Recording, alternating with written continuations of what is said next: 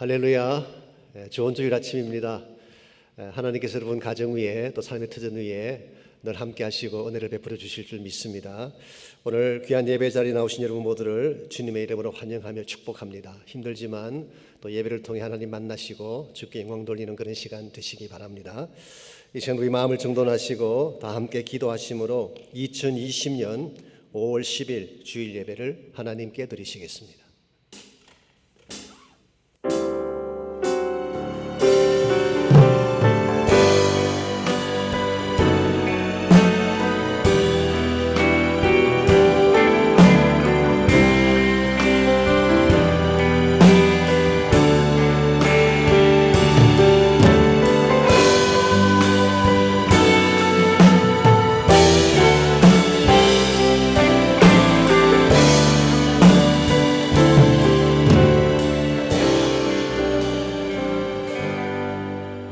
여호와께 감사하고 그의 이름을 불러 아뢰며 그가 하는 일을 만민 중에 알게 할지어다.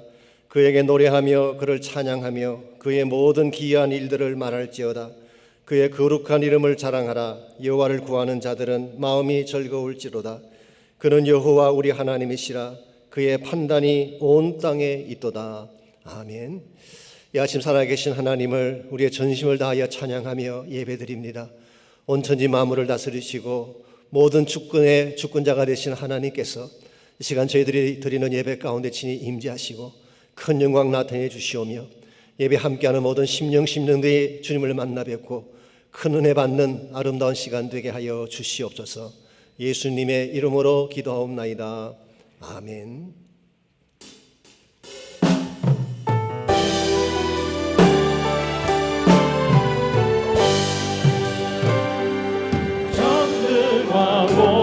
오셔서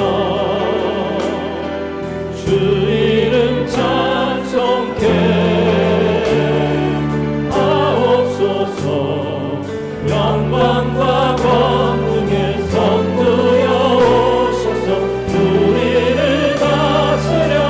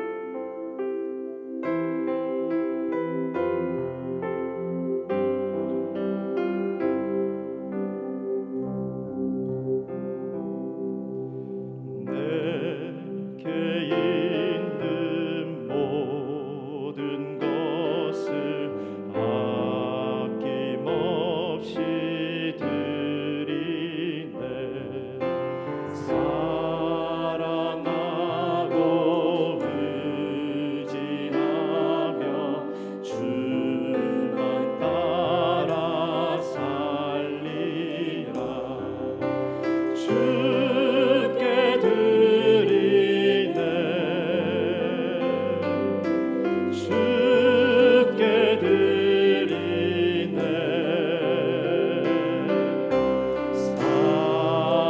사랑하는 구주 앞에 모두 드리네 내게 있는 모든 것을 겸손하게 드리네 세상 욕심 멀리하니 나를 받아주소서 주께 드리네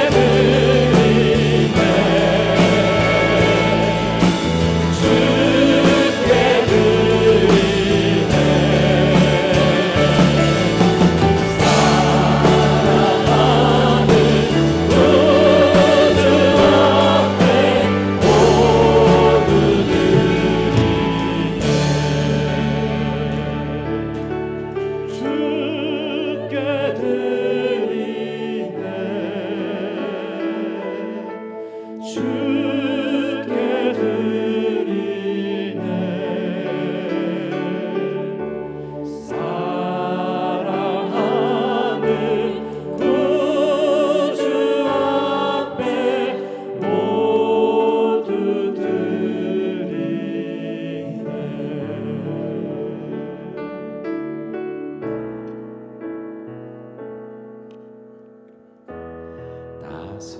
주께 성령님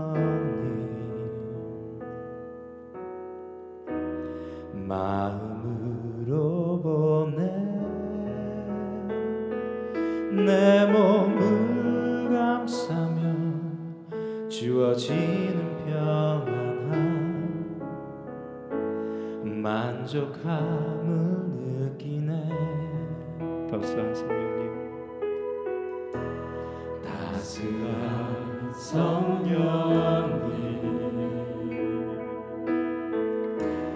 마음으로 보내 내 몸을 감싸며 주어지는 평안함 만족감을 느끼네. 부르신 곳에서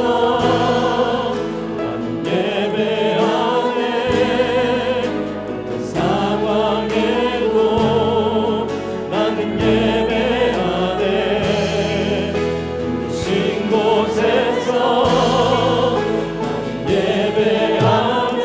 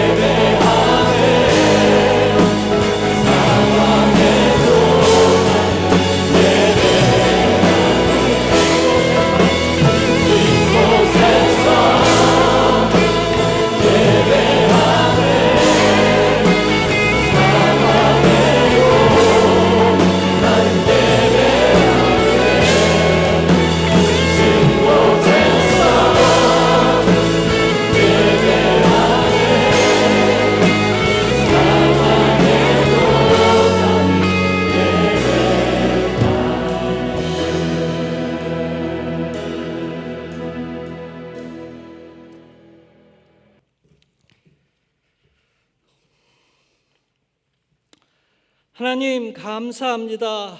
복된 주일 허락하여 주시어 비록 한자리에 모여 예배 드릴 수 없지만 각자의 처소에서 우리의 마음을 모아 생명의 근원이시며 주권자이신 하나님께 신령과 진정으로 예배하는 복된 시간 주심을 감사드립니다. 예배를 간절히 사모하는 귀한 우리 BSBC 모든 지체들에게 회개의 영이 임하게 하여 주셔서 우리의 환경과 어려움을 바라보는 것이 아니라 모든 마음의 우상들을 버리고 제거하며 마음의 할례를 통해 하나님의 얼굴을 구하며 나의 것이 아닌 하나님의 은혜로 살아감을 고백하는 진정한 예배자로 정금 같은 믿음으로 나아가는 축복을 허락하여 주옵소서. 하나님 은혜로 코로나19가 하나님을 진정으로 만나는 시간 되게 하시고 세상이 알지 못하는 기쁨과 평안 주심을 감사드립니다. 우리를 묻고 있고 심령에 가득한 죄악들을 보게 하시고 성령님의 도우심으로 깨달아 알아 생명의 아버지께 돌아가 이제 내 영이 하나님의 영이 되어 예배드리는 진정한 주의 자녀 되게 하여 주옵소서. 오늘 드려지는 각 예배 초소를 복되게 하여 주셔서 그곳이 하나님 여호와께서 자기 이름을 두시려고 택한 그 장소가 되게 하시며 믿음의 가정 예배마다 은혜가 감사가 진정한 기쁨이 넘치는 예배되게 하여 주옵소서. 하나님, 바라옵기는 너는 반드시 내 땅 안에 내 형제 중 곤란한 자와 궁핍한 자에게 내 손을 펼쳐라 말씀하여 주신 대로 이 어려운 시기에 하나님의 사랑, 내 이웃의 사랑이 되는 저희 되게 하여 주옵시며 내 이웃이 누구냐는 하나님의 음성이 우리 심령에 강하게 울려주셔서 함께 어려움을 나눌 수 있는 행하는 믿음으로 나아가게 하여 주옵소서. 교회와 말씀을 선포하실 박 목사님을 위해 기도드립니다. 예수 그리스도가 머리 되신 교회의 모든 BSBC 성도님들이 주께 연결되며 연합하여 복음과 생명의 사명을 이 어려운 시기에도 기도하며 깨어있는 그런 교회 되게 하여 주시며 우리 박 목사님 성령의 인도하심으로 말씀 증거하실 때 하늘 문이 열리며 우리 심령이 뜨거워져서 말씀의 능력으로 새롭게 되는 은혜의 예배되게 인도하여 주옵소서. 찬양팀의 찬양을 기뻐 받아 주시며 우리와 함께 하시는 주님을 찬양드리며 예수님 이름으로 기도드립니다. 아멘.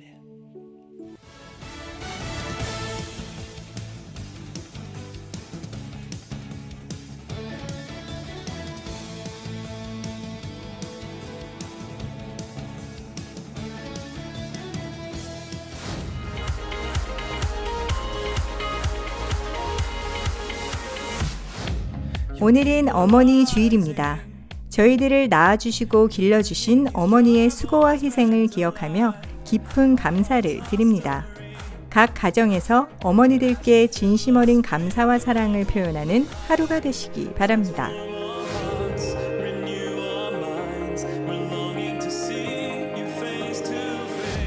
정기 채널 개편에 따라 CGN-TV의 채널 번호가 5월부터 변경됩니다. 현재 사용하고 있는 DTV 18.4번에서 31.9번으로 채널이 새롭게 조정이 됩니다.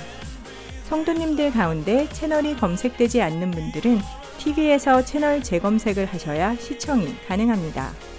시청하시는 통신사와 케이블을 확인하시어 변경된 번호에 착오 없으시길 바랍니다.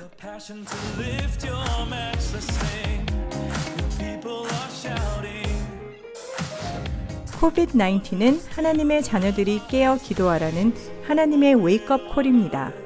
기도를 통하여 하나님의 뜻을 깨닫고 이 모든 사태를 극복하여 하나님의 축복의 기회로 삼으시기 바랍니다. 계속해서 매일 아침 5시 30분부터 7시 또는 매일 밤 9시부터 10시 사이에 아래의 기도 제목으로 중보 기도해 주시기 바랍니다.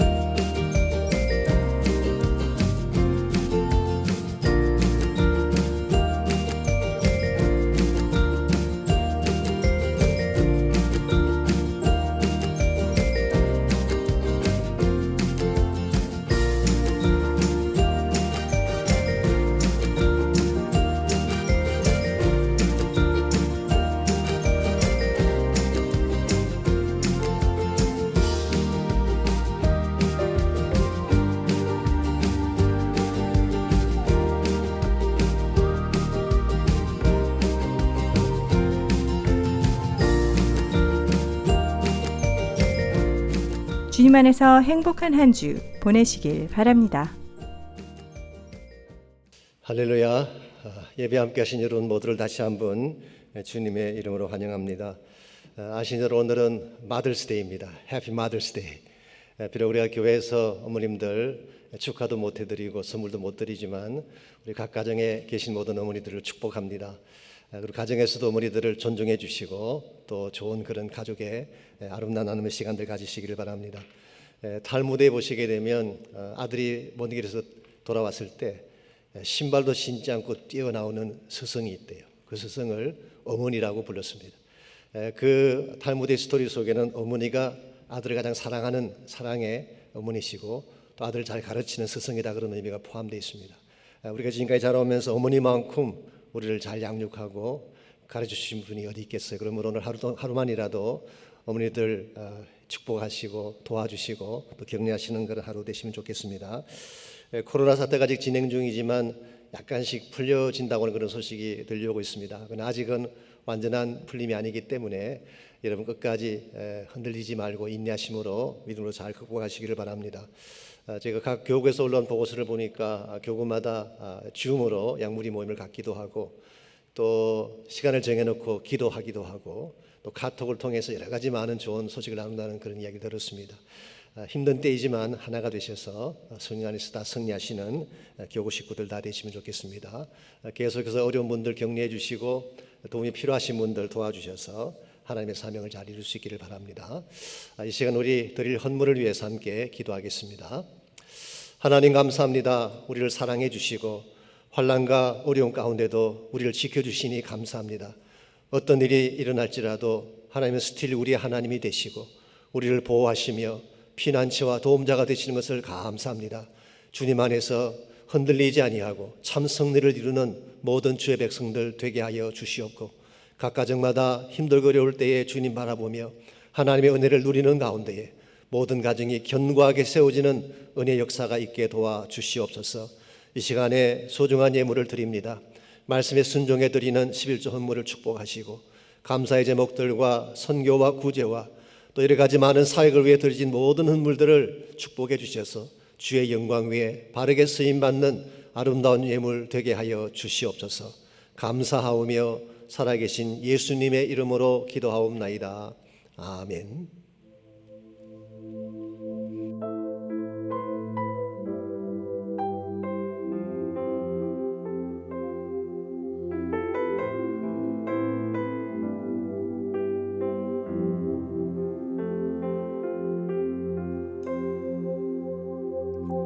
주 안에서 내 영혼 다시 태어나 이전 것은 지나고 새롭게 됐네. 죄로 물든 내 모습 예수와 함께 죽고 부활 생명 내 안에 새로운 삶이 열렸네.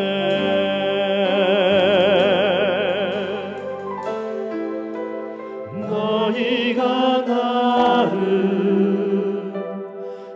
택한 것이 아니요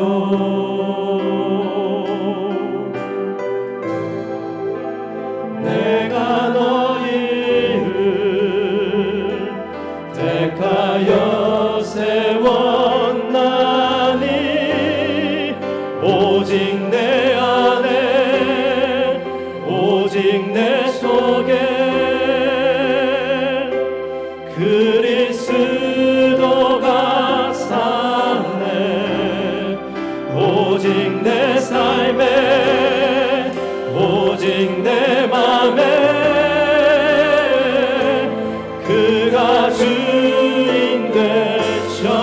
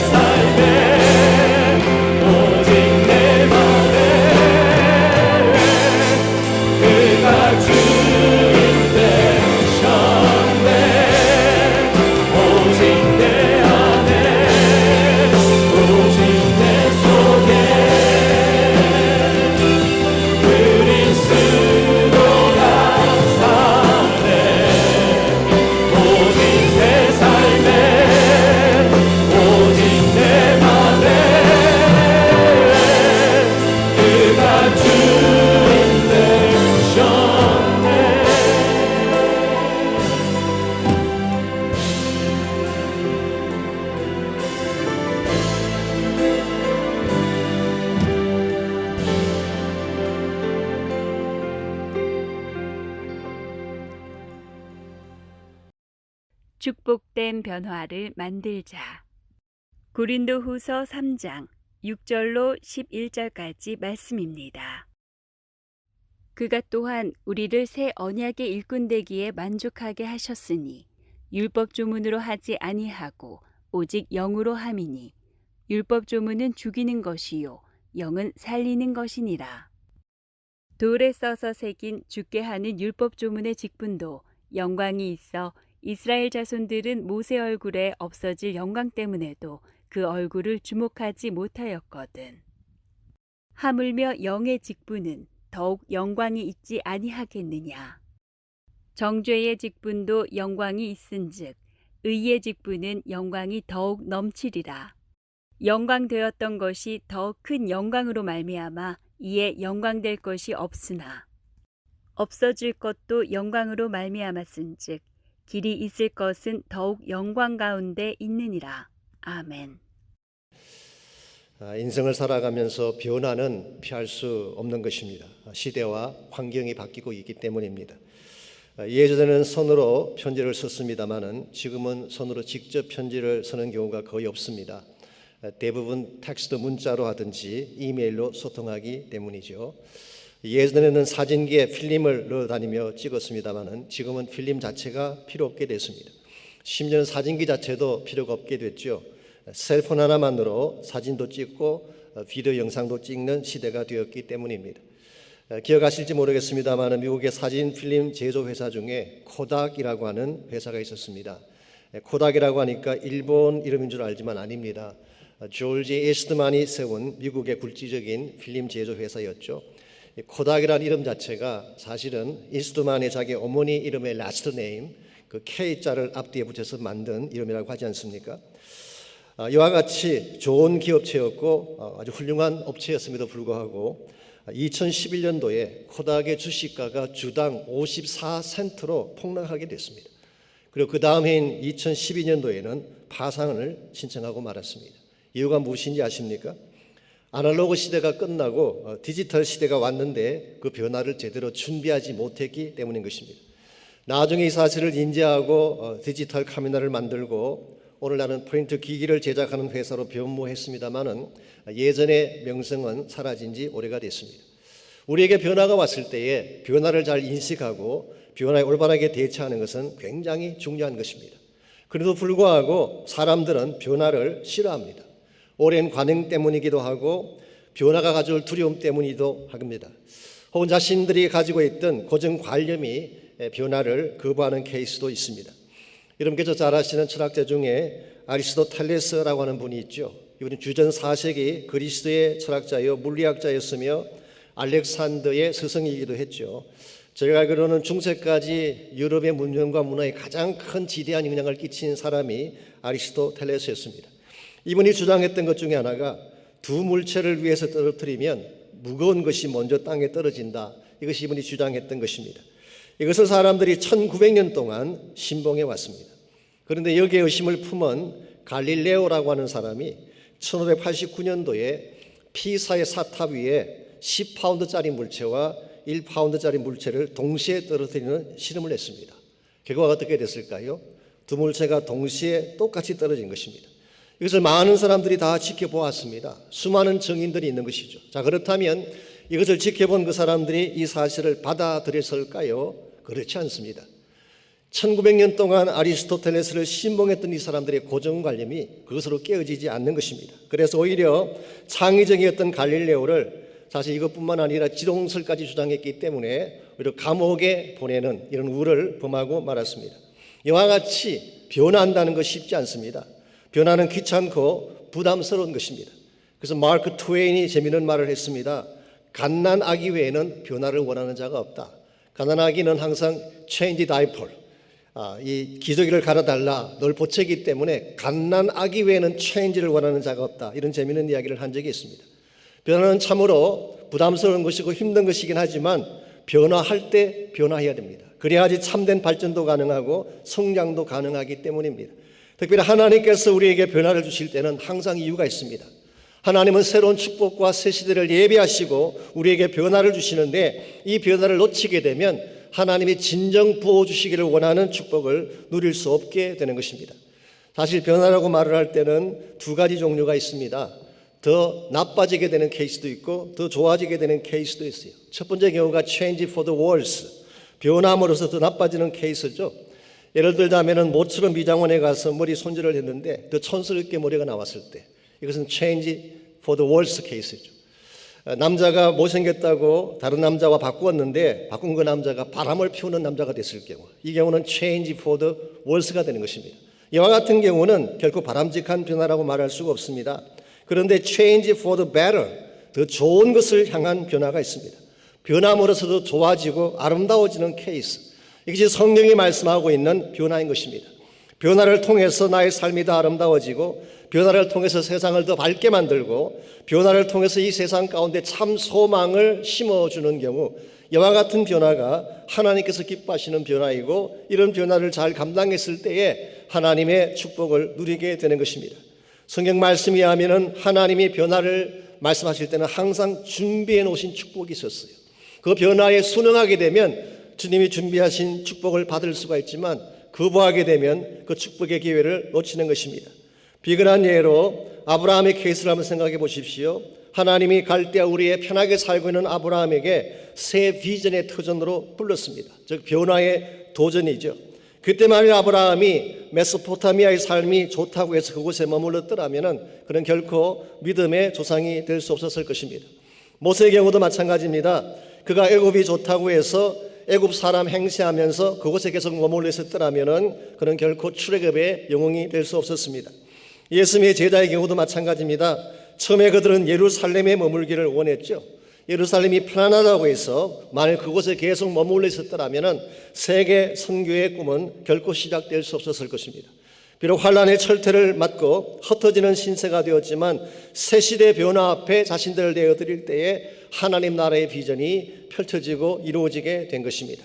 오늘 여러분과 제 삶도 마찬가지입니다. 아무것도 시도하지 않고 가만히 있으면 편하긴 하겠죠. 그러나 이룰 수 있는 것도 아무것도 없는 것입니다. 하나님이 우리를 부르실 때에 특별히 변화라고 하는 큰 사건과 표류를 부르셨을 때에 이 변화에 순종하는 자세 대단히 중요한 것이고, 변화에 바르게 순응을 하면 하나님은 준비하신 축복을 여러분과 저에게 부어주실 수가 있습니다. 이런 의미에서 우리가 어떻게 하나님 주시는 변화에 잘 순응함으로 하나님께서 주기를 원하시는 축복을 마음껏 받아 누릴 수 있을지, 오늘 주신 이 본문을 가지고 이것을 함께 정리해 보려고 합니다. 오늘 같이 읽은 본문은 사실은 새 언약과 예언약이 어떻게 다른가, 이 차이점을 소개하는 말씀입니다. 사도 바울이 이 말씀을 기록한 이유는 고린도에 있는 성도들 가운데는 아직도 옛 언약을 고집하는 사람들이 있었기 때문이에요. 저 유대인들입니다. 그 중에서도 특별히 유대주의자들, 주다이저들, 이 사람들은 옛 언약을 지금도 고수하고 있고 그것을 붙잡은 것입니다.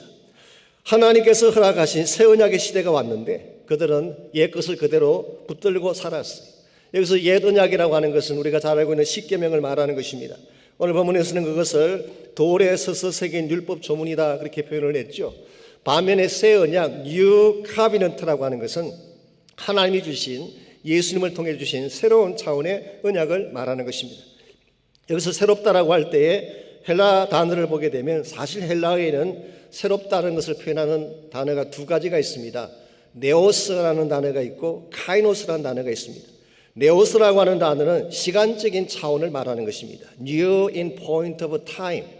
예를 들면 새날이 왔다, new day.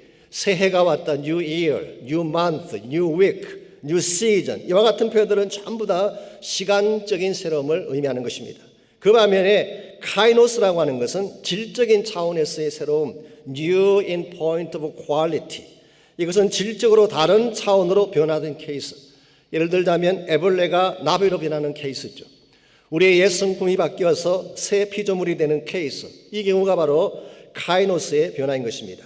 오늘 본문에서 새 언약이라고 할 때 새라는 단어에 사용된 헬라어가 바로 카이노스였습니다. 그러므로 새 언약은 단순히 시간적으로 나중에 주어졌기 때문에 새 언약이 된 것이 아니라 질적으로 다른 언약이다 그런 뜻입니다. 그런데 그렇게 생각합니다. 구약에 나오는 언약은 옛 언약이고 신약에 나오는 것은 새 언약이다 그렇게 구별하는 분이 계시지만 엄격한 의미에서 그것은 맞는 말이 아닙니다. 왜냐하면 구약에도 지난주에 소개해드린 것처럼 예레미야 31장에 보면은 새 언약이 나오고 있습니다. 이것은 시간적인 차원에서 새롭다 그런 뜻이 아니라 질적으로 다른 언약을 주셨다 그런 뜻입니다. 옛 언약이 돌판에 새겨진 십계명이었다고 한다면 새 언약은 예수님의 피로 세운 언약입니다. 옛 언약이 정죄를 위한 리걸 코드였다고 한다면 새 언약은 사랑과 은혜의 베이스를 둔 새로운 차원의 언약을 주신 것입니다. 이와 같이 하나님이 새로운 시대에 새로운 언약이라는 축복을 안겨주셨으면 이것을 억셉트하고 여기에 순응을 해야 되는데 유대인들은 그렇게 하지 않았어요. 자, 왜 유대인들이 하나님이 준비하신 새 언약을 거부했을까요? 옛 것을 버리지 못해서 그런 것입니다. 혹은 그들이 현재 누리고 있는 종교적인 기득권을 버리지 못했기 때문에, 혹은 maybe 그들 마음속에 완악한 심령이 있어서 그들은 옛 것을 버리지 못했을 수도 있습니다. 이유가 어찌되었든 간에 새 시대가 도래했고 새 언약의 주인공이셨으면 그 바로 새 언약의 주인공을 받아들이고 새로운 축복을 향해 나아가야 되는데 그들은 그것을 리젝트하고 거부한 것입니다. 이것은 대단히 불행한 선택이 아닐 수가 없습니다. 오늘 여러분과 저의 삶에는 이와 같은 모습이 없을까요? 현실이 좋고 세상 삶이 편해서 하나님이 주시는 새 비전을 거부한 케이스 없을까요? 예수님은 여러분과 저에게 새로운 비전을 보여주고 계시는데 아직도 과거에 얽매여서 제자리의 걸음을 하고 있는 케이스.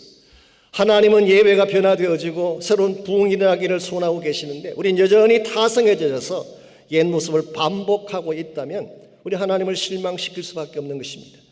미국의 중부에는 어느 교회 주보에 건축에 대한 계획이 주보에 실렸어요. 아마 그 교회 건축위원회에서 결정한 사항인 것 같습니다. 1번, 우리는 새 예배당을 건축한다. 2번, 현재 예배당 자리에 새 예배당을 짓는다. 3번, 현재 예배당의 재료를 새 예배당을 짓는 건축 재료로 사용한다. 4번, 새 성전이 완공될 때까지 현재 예배당에서 예배를 드린다. 여러분, 이게 과연 가능한 계획일까요? 현재 것은 그대로 두면서 어떻게 새 것을 지을 수가 있겠어요? 물론 조크 같은 이야기이긴 합니다만은 여러분과 저의 삶 가운데도 이와 같은 우려를 범할 때가 참 많습니다.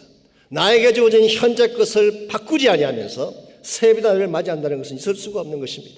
옛 것을 내려놓아야 합니다. 나의 고정관념을 내려놓아야 됩니다. 그리고 하나님께서 나에게 보여주시는 참된 변화를 잘 수용해서 그 변화에 합당한 삶을 살아가게 되면 여러분과 저는 하나님 사회주의 기적을 누리게 되고 하나님이 정말 주고 싶어 하시는 축복을 소유하게 되는 것입니다.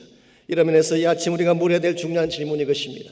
하나님이 여러분과 저의 삶 가운데 변화를 주시고 계시는데 이 변화를 축복의 변화로 만들려면 과연 무엇이 필요할지 오늘 주신 부분을 통해서 우리에게 주어진 모든 변화가 축복으로 변화되기 위해서 필요한 몇 가지 원리를 여러분과 함께 나누려고 합니다. 첫 번째로 우리 모두가 축복된 변화를 이뤄내기를 원한다면 제일 첫 번째 필요한 것이 마음의 준비가 필요합니다. 즉 변화를 담을 마음의 그릇을 준비해야지 변화를 수용할 수가 있지 마음에 그것이 준비되지 아니하면 아무리 좋은 것을 주셔도 받지 못하는 것입니다. 6절 말씀을 보시게 되면 하나님은 여러분과 저를 새 언약의 일꾼 되기에 만족하게 하셨다 그런 말씀이 나옵니다. 이 말씀의 뜻은 하나님은 우리를 새 언약의 일꾼으로 삼으시고 새 언약의 일꾼으로서 새로운 변화를 주도하게 하기를 원하신다 그런 뜻을 담고 있습니다.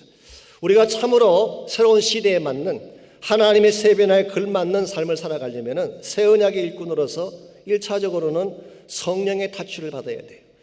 옛날 언약인 율법은 사실 돌판에 새겨준 것이었지만 새 언약은 영으로 주신 것이라 말씀하셨잖아요. 이 성령의 타치를 통해 시작된 것이 새 언약이기 때문에 우리가 정말 새 언약의 일꾼 되기를 원한다면 먼저 우리의 마음이 성령으로 새로워져야 되는 것입니다. 두 번째로 새 언약의 역할이 무엇인지를 정확하게 알아야지 여러분이 새 언약의 일꾼으로 바르게 쓰임받을 수가 있습니다. 오늘 6절을 계속 보시게 되면 새 언약과 옛 언약의 차이점을 이렇게 소개하고 있습니다.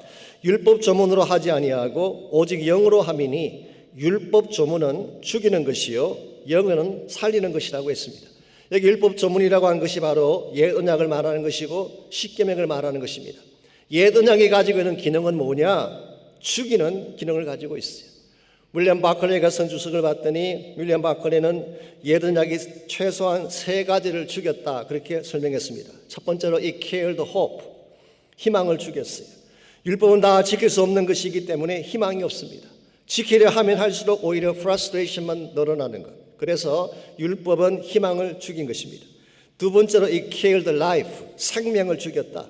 율법은 생기를 죽이는 것입니다. 죄책감과 두려움을 안겨줌으로써 마음을 죽게 만드는 것이 율법의 기능이에요. 세 번째로 it killed strength, 능력을 죽여버렸다. 율법은 우리의 힘을 빼앗아갑니다. 지치게 하고 자포자기하게 만들어서 주저앉게 만드는 것. 이런 면에서 율법의 전체적인 기능은 살리는 기능이 아니라 죽이는 기능이에요. 그 반면에 새 언약, 영은 살리는 역할을 한다. Life Giving Ministry. 이것도 역시 세 가지 차원에서 설명드릴 수가 있습니다. 첫 번째로 사랑의 관계를 살려냅니다. 하나님과 우리 관계는 원래 깨어진 관계였죠. 우리 죄악 때문입니다. 그런데 예수님께서 오셔서 새 언약의 피를 흘려주심으로 하나님과 우리 관계를 회복시켜 주셨어요. 그래서 우리는 하나님과 아버지와 아들의 관계가 된 것입니다. 재판관과 크리미널의 관계가 아니라 아버지와 아들의 관계. 아무리 못난 아들이라고 할지라도, 불순종하는 아들이라고 할지라도 우리는 still 하나님의 자녀가 된 거예요. 두 번째로 우리 심령을 살리는 역할을 합니다. 언약이라고 하는 것, 옛 언약이라고 하는 것은 외적인 규제만 하기 때문에 우리 마음을 변화시킬 수가 없습니다. 외적으로 강압한다고 마음이 변하던가요? 절대로 변화되지 않습니다. 그런데 새 언약은 성령을 통하여 우리 속심령을 만지기 때문에 우리의 속심령의 근본이 바꾸어지게 하는 것입니다. 세 번째로 새 언약은 능력을 제공해 준다. 새 언약이라고 하는 것은 우리가 해야 될 명령만 하는 것이 아니라 그것을 행할 능력까지도 제공해 주는, 즉 예수님이 십자가를 지심으로 구원하셨을 뿐만 아니라 성령의 능력을 우리 심령 속에 부어주셔서 주님 말씀을 순종할 수 있도록 만들어주는 것. 이것이 바로 새 언약이에요. 정리하자면 옛 언약은 죽이는 것, 새 언약은 살리는 것입니다. 우리의 심령이 무엇으로 가득 차야지 하나님의 주신 변화를 축복되게 만들 수가 있을까요? 새 언약의 영으로 가득 차야 하는 것입니다. 나의 심령 속에 새 언약의 영이신 성령으로 가득 차게 되면 나도 살게 되고 주변도 살리게 되는 것입니다. 그러나 반대로 나의 심령이 율법의 영으로 가득 차게 되면 정죄하고 찌르고 죽이는 사역을 할 수밖에 없는 거예요. 오늘 우리 마음을 한번 점검해 보시기 바랍니다. 우리 마음 속에는 살리는 영이 계시는지, 죽이고 싶어하는 영이 있는지. 우리 마음 속에 살리는 영이 있어야지 가정도 살아나게 되고 공동체도 살아나게 되고 우리 주변 사람들이 생기를 얻게 되는 것입니다. 요즘 신문이나 뉴스를 보게 되면 트럼프 대통령이 많은 비판을 받고 있습니다. 코로나 사태에 대해서 잘못 대응했기 때문이죠. 제가 지난 5월 1일 CDC라고 하는 미국의 질병통제센터죠. 거기 수석 부국장이 선 아티클을 제가 보았어요. 앤 슈캇이라고 하는 여자분이신데요. 이런 내용을 그분이 적었습니다. 미국 정부가 코로나 바이러스에 대해 오피셜하게 조치를 취한 것이 2월 2일이었대요. 그때 트럼프가 내린 조치가 뭐냐고 하면 중국을 다녀온 사람들을 2주간 격리시킨다는 조치를 내렸어요. 중국을 다녀온 사람들. 그래서 그 당시만 하더라도 한국이나 중국이라고 하는 동양인들의 문제라고 치부를 한 것입니다. 그런데 참 놀랄만한 일은 이와 같이 중국을 다니는 사람들은 격리를 시키면서 한 달 동안 3월 초순까지 유럽에서 들어오는 여행객들이 200만 명이 넘는데 단 한 명도 조치를 취하지 않았어요. 다 프리리 들어오게 한 것입니다. 이태리에서, 영국에서, 스페인에서 이와 같이 200만 명의 유럽인들이 들어오게 되니까 뉴욕이 어떻게 되겠어요? 뉴욕 전체가 숙대밭이 될 수밖에 없는 것이죠. 저는 이와 같은 그 조치 뒤에는 뭔가 인종적인 바이어스가 있다는 생각을 안 할 수가 없어요. 이 백인 우월주의가 그들 마음 바탕에 깔려 있었던 것입니다. 그래서 동양인들은 저급하고 미개한 자들이고 우리가 우수하다는 마음이 그들에게 있지 않았더라면 그런 조치를 취할 수가 없는 것이죠. 그래서인지 모르지만 지난 주간 재미있는 영상 하나가 SNS에 뜬 것을 제가 보았어요. 하실지 모르지만 트럼프가 피닉스에 있는 마스크 제조 공장을 시찰하지 않았습니까? 이 마스크 공장을 시찰하면서 본인은 마스크를 쓰지 않았어요. 전혀 남을 배려하지 않는 전형적인 모습이죠. 그때에 마스크 공장에 가서 공장의 그 주인과 대통령이 대화하는 동안에 배경 음악이 흘러나왔어요. 어떤 노래인지 혹시 아십니까? 이 제임스 본드의 주제곡, 이 1973년도에 나온 제임스 본드의 주제곡이 나왔어요. 이 폴 맥카트니가 만들어서 불렀던 유명한 노래죠. 제목이 Live and Die. 번역하자면은 나만 살고 다 죽게 내버려 두자. 나만 살자, 나만 살자. 그 노래 보면은 계속 반복되는 것이 Live and let die, Live and let die. 나만 살자, 나만 살자, 나만 살자. 누가 그 노래를 틀었는지 모르지만 참 아이러니한 현상이 아닐 수가 없습니다. 어쩌면 이 트럼프의 마음 속에 있는 그 근본을 잘 비꼰 것이 아닌지 모르겠어요. 나만 살면 될까요? 다른 사람들은 다 죽어가는데 나만 괜찮으면 괜찮은 것일까요? 오늘 우리의 마음 속에 정말 다른 사람들을 배려하고 축복하고자 하는 마음이 있지 않다면, 다른 사람들을 살려내고자 하는 심령이 우리 심령 속에 있지 않다면 절대로 변화를 만들 수가 없는 것입니다.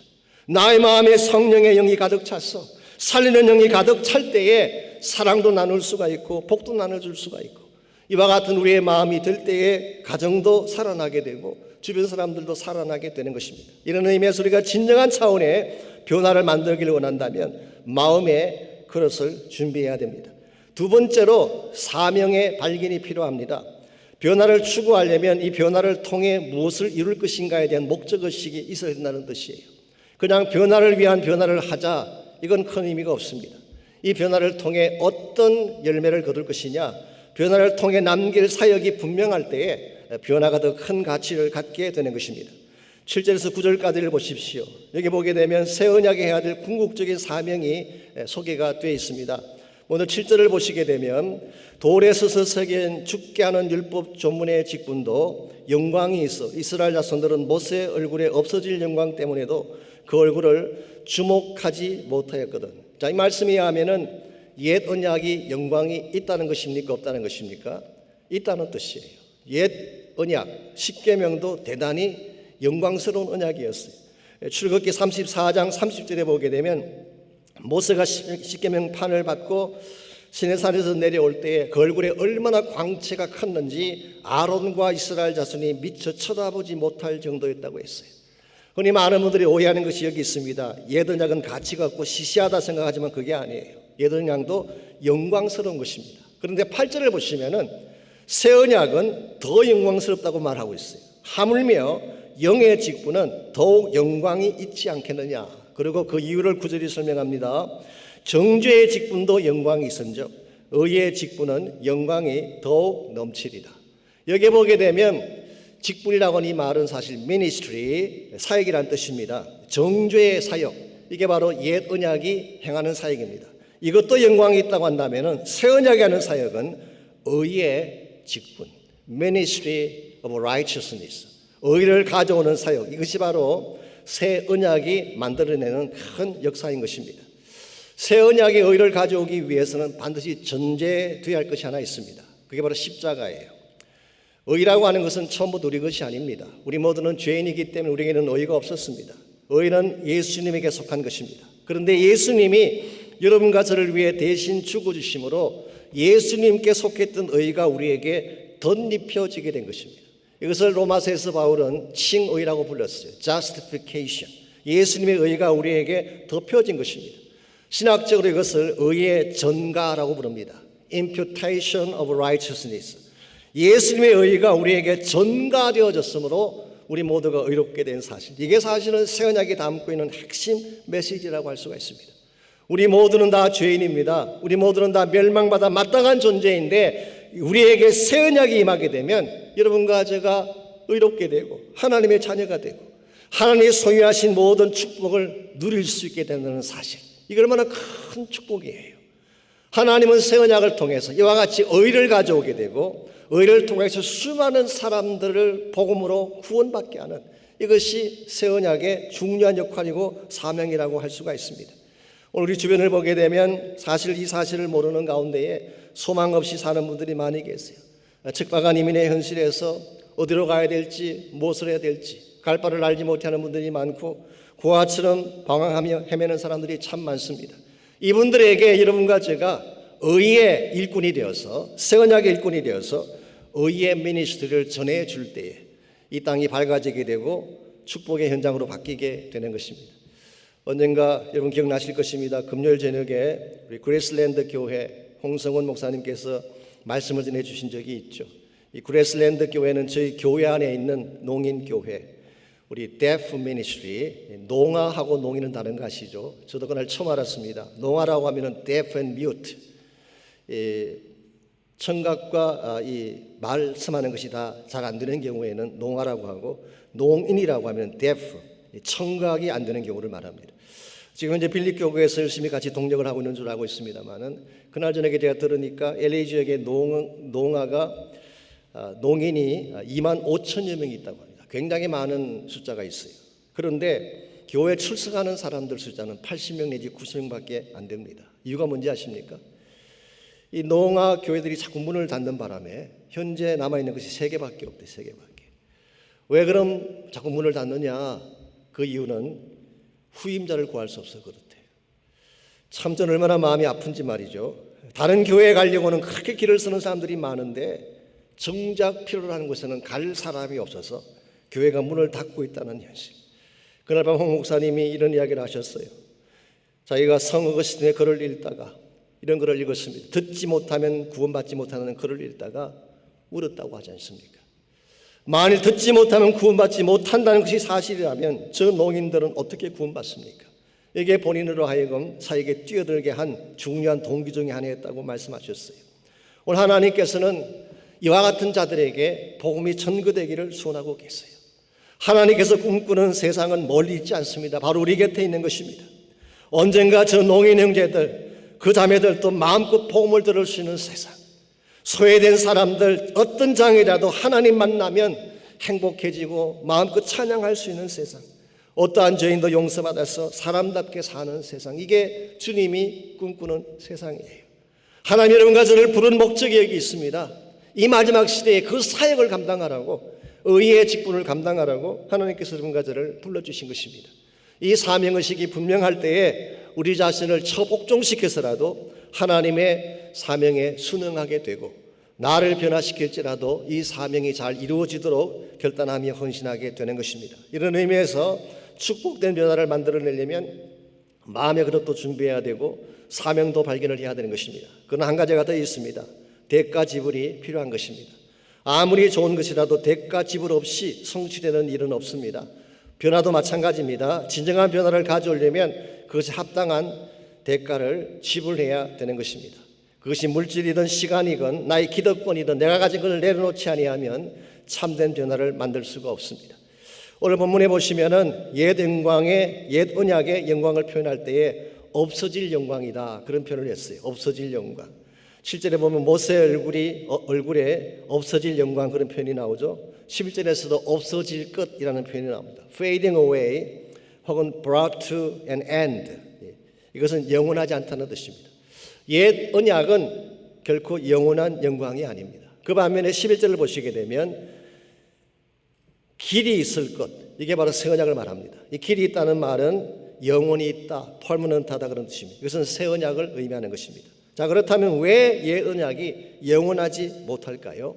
그 이유는 하나님이 처음부터 옛 언약을 주실 때는 하나의 과정으로 주신 것이기 때문에 그렇습니다. 이 목표로 주신 것이 아니고 고울로 주신 것이 아니라 스테이지로 지나가는 과정으로 주신 것이 옛 언약이에요. 유대인들이 이것을 잘못 이해한 것입니다. 하나님은 과정으로 주신 것이 율법인데 이것을 궁극적인 목표로 생각하고 여기에 그들의 모든 것을 건 것입니다. 그래서 그들이 붙들었던 최고의 가치가 바로 율법이었어요. 그리고 율법을 지키고 종교적으로 도덕적으로 바르게 살기만 하면 다 되었다, 더 필요한 게 뭐가 있겠냐. 실제로는 율법대로 살지 못했으면서 실제로는 율법을 종교적 수단으로 사용했음에도 불구하고 그들은 그렇게 착각한 것입니다. 내가 율법을 지키고 율법대로 살게 되면 충분하지 그 외에 뭐가 더 필요한 것이 있겠느냐라고 하는 마음, 이것이 진짜 축복인 새 언약을 리젝트하게 된 이유가 된 것입니다. 여러분, 율법은 나쁜 것은 아닙니다. 율법은 나쁜 것은 아니에요. 그러나 율법이 하나님이 준비하신 최선은 결코 아니에요. 여러분이 내 생각이 괜찮다고 생각하는 것, 이 정도면 됐다고 생각하는 것을 내려놓아야지 하나님이 준비하신 최선을 받을 수가 있는 것입니다. 그래서 미국 사람들이 하는 이야기 중에 이런 말이 있잖아요. 차선은 최선의 가장 무서운 적이다. The second best is the worst enemy of the best. 차선이라고 하는 것은 최선의 the worst enemy가 된다. 오늘 여러분과 제가 하나님의 참된 축복을, 최선의 축복을 정말 맛보기를 원한다면 지금 내가 붙들고 있던 가치들을 내려놓아야 돼요. 나의 고집을 내려놓아야 돼요. 나의 기득권을 내려놓아야 돼요. 이 정도면 됐다고 하는 안일주의적인 생각을 내려놓고 하나님 앞에 철저하게 나를 비울 때 하나님 우리 삶 속에 진정한 가치를 부어주시고 참된 축복을 부어주시는 것입니다. 하나님이 준비하시는 축복은 언제나 최상이에요. second best가 아니라 언제나 the best. 이게 하나님이 여러분과 저에게 주시는 축복이기 때문에 여러분과 제가 이 사실을 바로 깨닫고 내가 지금 지불해야 될 것가 무엇인지를 바로 알고 나의 것들을 다 내려놓고 하나님의 은혜를 사모하며 구할 때에 참된 차원의 복이 우리의 소유가 되는 것입니다. 사랑하는 형제자매 여러분, 축복이라고 하는 것은 환경에 달린 것이 아닙니다. 어떠한 믿음과 자세로 나아가냐에 따라서 축복이 결정되는 것입니다. 환경은 변할 수가 있죠. 악할 수도 있고 좋을 수도 있는 것입니다. 그러나 아무리 악한 환경이 나에게 왔다고 할지라도 바른 믿음과 자세로 하나님께 나가게 된다면 우리는 그 최악의 상황 속에서도 최선의 축복을 만들 수가 있는 것입니다. 얼마 전 신문에서 읽었던 칼럼이긴 합니다만은 1665년부터 66년 그 사이에 영국 런던에 큰 역병이 발생했다고 합니다. 런던 인구의 25%가 사망할 정도의 끔찍한 재앙이었습니다. 그런데 엎친 데 덮친 격으로 1666년 가을에 런던 시내 대화재가 나서 런던의 대부분이 파괴되고 말았습니다. 이런 상황 속에서 국왕 찰스 2세를 비롯해서 많은 사람들이 시골로 피신을 했습니다. 그때 캠브리지 대학에서 공부하던 학생 하나가 학교가 문을 닫는 바람에 할 수 없이 울즈소프라고 하는 자신의 고향으로 와서 2년간을 보내게 됐습니다. 어떻게 보게 되면 멈춤의 시간이라고 할 수가 있겠죠. 그냥 두면 지나갈 그런 시간인데 이 청년은 그 기간 동안에 하나님께 나아간 것입니다. 하나님과 깊이 교제하고 그동안 못다했던 자신의 학문을 정리하기 시작했어요. 그러던 중에 이 청년이 발견한 것이 미적분이라고 하는 우리 수학 역사에 아주 지대한 공헌을 한 것입니다. 미적분을 발견하고 또 한 가지 만류 인력의 법칙을 발견하게 됐습니다. 24세밖에 안 된 이 청년의 이름이 뭘까요? 아이잭 뉴턴이라고 하는 청년이었어요. 그 결과 산업혁명의 기초를 닦고 인류 역사의 길이 남을 큰 변화의 주역이 되었다고 합니다. 환경이 중요하긴 하지만 전부는 아니에요. 코로나 팬데믹이 우리의 삶을 강타한 것은 사실이지만 그것이 우리 인생의 마지막 종착역은 아닙니다. 하나님께서 기뻐하시는 것은 이와 같은 와중에도 불구하고 바른 믿음으로 이 모든 것을 헤쳐나가라고 하는 것입니다. 비록 지금 우리에게는 답답한 것이 있지만 우리에게 주어진 이 어려움의 시기를 새 변화의 기회로 삼게 된다면 우리 한 단계 높은 차원으로 날아갈 수가 있게 되고 진정한 성숙과 축복을 이룰 수가 있는 것입니다. 그러므로 사랑하는 성도 여러분, 우리에게 찾아온 변화를 두려워하지 마십시오. 이것을 발판 삼아 더 높은 차원의 축복으로 점프할 수 있다면 우리는 이 변화를 통해서 진정한 차원의 하나님의 은혜를 누리게 되고 하나님 사이의 축복을 나누게 되는 것입니다. 제가 자주 말씀드린 것처럼 폭풍이 불게 되면 대다수의 새들은 자기 둥지 속으로 숨어 들어갑니다. 그러나 독수리는 그렇지 않아요. 바람을 타고 하늘을 향해 올라가게 되죠. 우리 삶 가운데 풍랑이 왔습니다. 코로나 바이러스라고 하는 큰 폭풍이 찾아왔는데 우리는 둥지 속으로 몸을 숨길 수도 있고 반대로 독수리처럼 더 높은 창공을 향해 날아갈 수도 있습니다. 오늘 하나님께서 기뻐하시는 변화는 독수리같이 비상하는 것입니다. 절대로 환경에 굴복하지 마십시오. 변화의 사건 앞에 여러분 자신이 주저하지 마십시오. 하나님이 주시는 변화를 통해 더 높은 차원의 축복을 이룰 수 있도록 기도하고 헌신하고 결단하셔서 정말 하나님이 정말 안겨주기를 원하시는 복을 다 받고 하나님은 정말 누리는 여러분 모두가 되시기를 주의 이름으로 축원합니다. 이 시간 같이 한번 기도하는 시간 가지면 좋겠습니다. 먼저 기도할 때 나의 마음속에 살리는 영이신 성령으로 가득 차게 해달라고, 나의 마음의 모든 더러운 영과 어두운 영과 아픈 영들, 상처난 영들은 다 제거시켜 주시고 살리는 영이신 성령으로 나의 심령이 가득 차게 해달라고 기도하시길 바랍니다. 하나님, 우리의 삶의 터전 가운데 변화의 축복을 부어주시도록 가정 가운데에, 교회 가운데에 이 세상 가운데 하나님이 준비하신 참된 변화의 축복들이 일어날 수 있도록 여러분 기도하시기를 바랍니다. 우리 힘만으로는 되지 않을 것입니다. 우리 마음속에 하나님의 영을 부어주시고 주님의 마음을 가르쳐 주시고 사랑을 알게 하시고 주의 성령으로 내 심령을 가득 채워주시면 우리 모두가 새 변화의 주역이 되어져서 이 땅을 더 밝게 아름답게 만들어갈 수가 있습니다. 그와 같은 성령의 은혜를 우리 심령 가운데 부어주시도록, 그래서 우리의 삶 주변이 아름답게 변화되어 갈 수 있도록 우리 다 같이 합심해서 함께 기도하겠습니다. 하나님 감사합니다. 우리를 사랑해 주시고 우리를 하나님의 거룩한 백성으로 삼아주신 것을 감사합니다. 아무리 환경이 어렵고 힘들지라도 하나님이 우리를 새 언약의 일꾼으로 불러주셔서 우리가 있는 그곳에서 생명의 변화를 만들어내게 하시고 사랑과 축복의 아름다운 변화들을 이끌어내게 하신 것을 감사합니다. 사랑하는 주의 백성들 한 분 한 분의 심령 가운데에 성령의 권세와 능력을 기름 붓듯 부어주셔서 우리의 속심령이 살리는 영이신 성령으로 가득 차게 하시고 그 성령의 은혜 가운데에 가정을 아름답게 만들고 우리 삶의 터전을 아름다운 터전으로 바꾸어서 주의 영광을 높일 수 있는 저희 모두가 되게 하여 주시옵소서.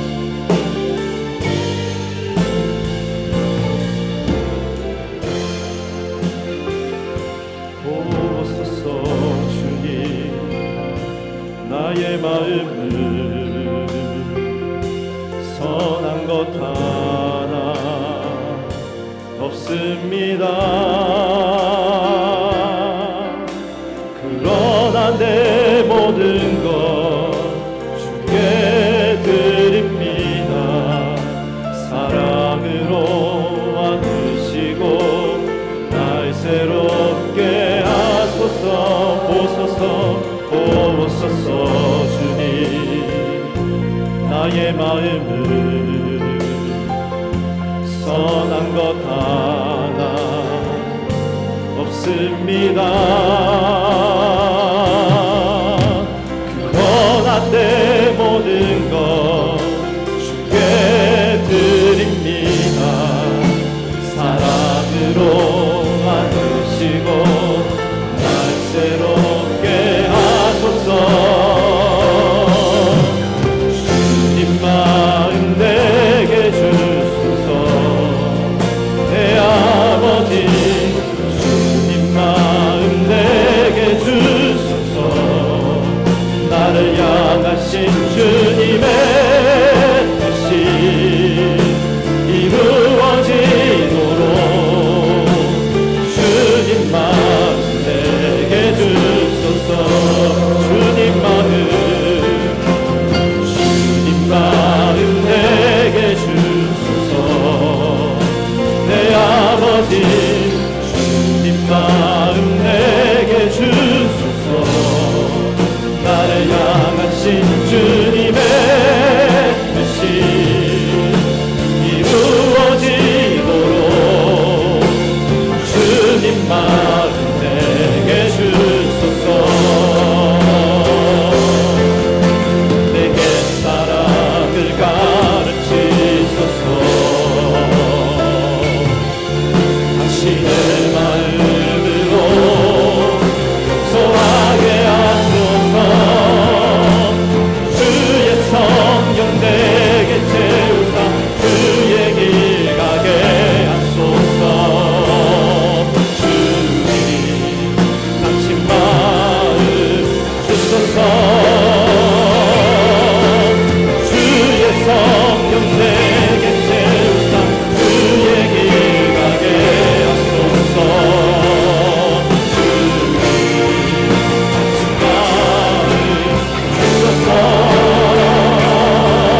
주님 마음 내게 주소서. 내 아버지 주님 마음 내게 주소서. 나를 향하신 주님의 뜻이 이루어지도록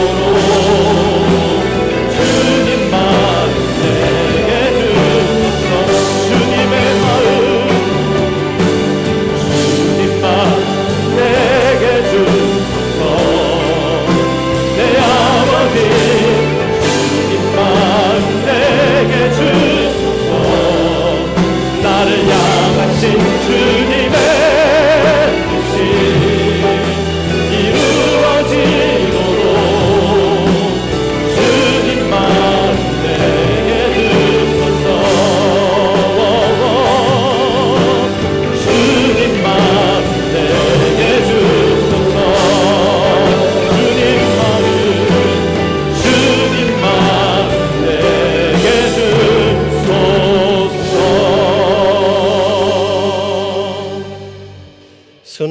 받는 우리 마음 가운데에 주의 마음 부어주시고 성령의 생수를 부어주셔서 이제는 죽이는 자의 삶이 아니라 살리는 자의 인생이 되게 하셔서 우리의 발걸음이 닿는 곳곳마다 죽은 영혼들이 살아나고 낙심한 자들이 일어나고 소망 갖지 못했던 자들이 하늘의 소망을 바라보는 아름다운 변화 역사들이 일어나게 하여 주시옵소서. 이제는 우리 구주 예수 그리스도의 은혜와 하나님 아버지의 무한하신 사랑과 성령님의 충만한 임재하심이 주 앞에 예배하고 전심을 다해 하나님을 찬양한 모든 사랑하는 주의 백성 한 분 한 분에게 그들의 가정과 삶의 터전과 자녀들과 자손들 위해 이제로부터 항상 함께하여 주시기를 우리 주님 예수님의 이름으로 간절히 축원하옵나이다. 아멘.